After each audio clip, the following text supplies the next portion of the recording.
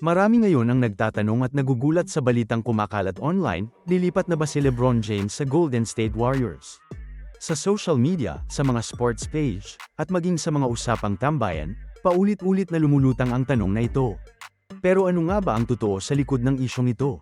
Sa kasalukuyan, walang opisyal na pahayag mula mismo kay LeBron James o sa kampo ng Golden State Warriors na nagpapatunay na may nagaganap na paglipat.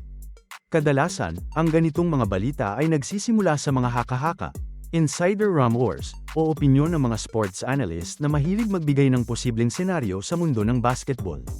Dahil superstar si LeBron, bawat galaw niya ay nagiging malaking balita, kahit wala pang konkretong ebidensya.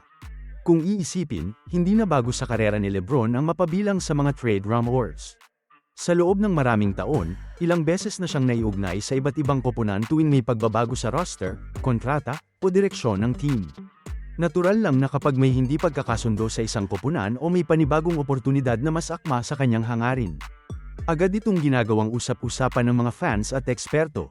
Ang Golden State Warriors naman ay kilala bilang isa sa pinakamatagumpay at pinakasikat na koponan sa modernong panahon ng NBA.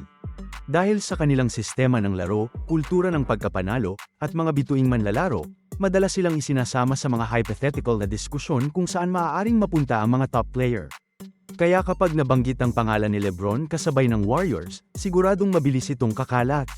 Ngunit mahalagang tandaan na sa professional basketball, hindi sapat ang tsismis, kailangan ng malinaw na kasunduan, opisyal na anunsyo, at kumpirmasyon mula sa liga at sa mga koponan.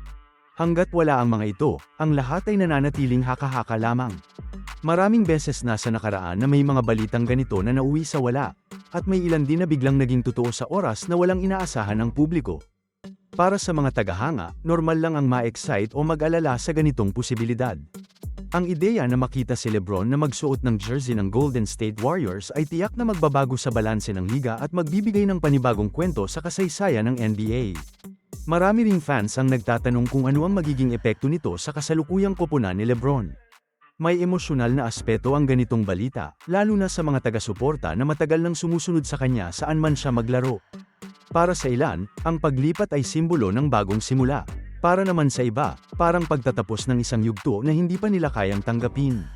Sa ngayon, ang tanong kung lilipat ba si LeBron James sa Golden State Warriors ay nananatiling bukas. Wala pang pinal na sagot.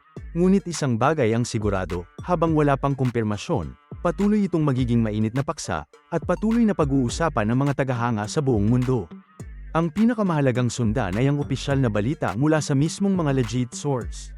Hanggat walang malinaw na kumpirmasyon, ang tanong kung lilipat ba si LeBron James sa Golden State Warriors ay mananatiling isang malaking tanong na patuloy na pag-uusapan, hihimayin, at paghihintayan ng kasagutan ng buong mundo ng basketball. At hanggang dumating ang araw na may opisyal na anunsyo, ang lahat ng ito ay mananatiling bahagi ng modernong basketball conversation, isang patunay kung gaano kalaki ang impluwensya ni LeBron James at kung gaano kabilis gumalaw ang mundo ng sports sa panahon ng digital media.